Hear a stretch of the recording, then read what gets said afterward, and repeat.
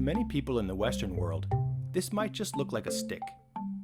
But if you show it to any child in Japan, they'll recognize it easily as an edible root called gobo, which is a key ingredient in many dishes such as kimpira, tonjiru, and satsumage. In English, it's called burdock, and while it's commonly eaten in Korea, China, and Japan, it isn't very popular in Western cuisine, at least not anymore. But you can't really blame Westerners.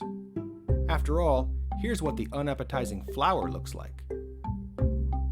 Although they may not eat it, Europeans have found an entirely different use for this plant. In 1941, the Swiss inventor Georges de Mestral noticed that when he took his dog for a walk, the burrs of the burdock plant kept getting stuck in his dog's fur and were nearly impossible to remove.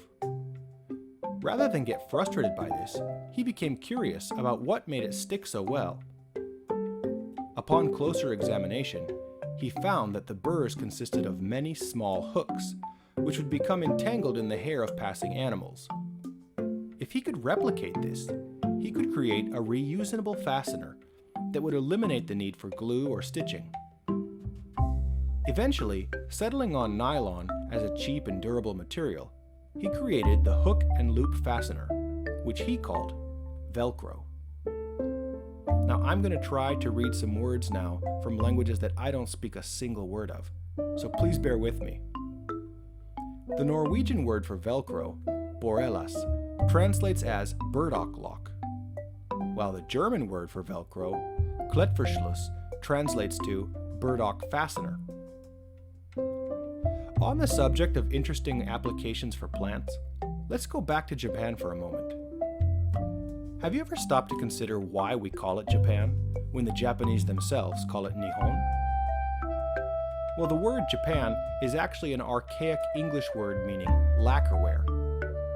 Although the word has fallen out of use, it was still fairly common when Japan opened trade with the West, and lacquerware was one of the chief exports from the country.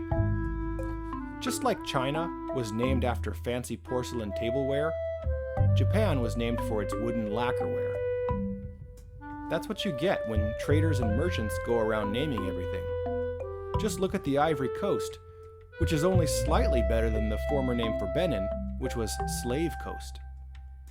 But back to plants. Of course, the Japanese word for lacquerware is not Japan. They call it urushi, named after the plant that is used to create the rich color.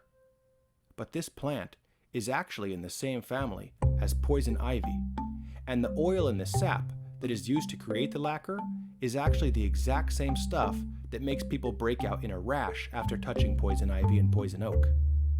In fact, the oil is even called urushiol.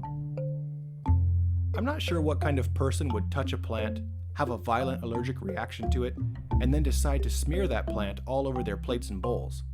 But I'm sure that they never imagined that hundreds of years later, an entire country would be named after the process.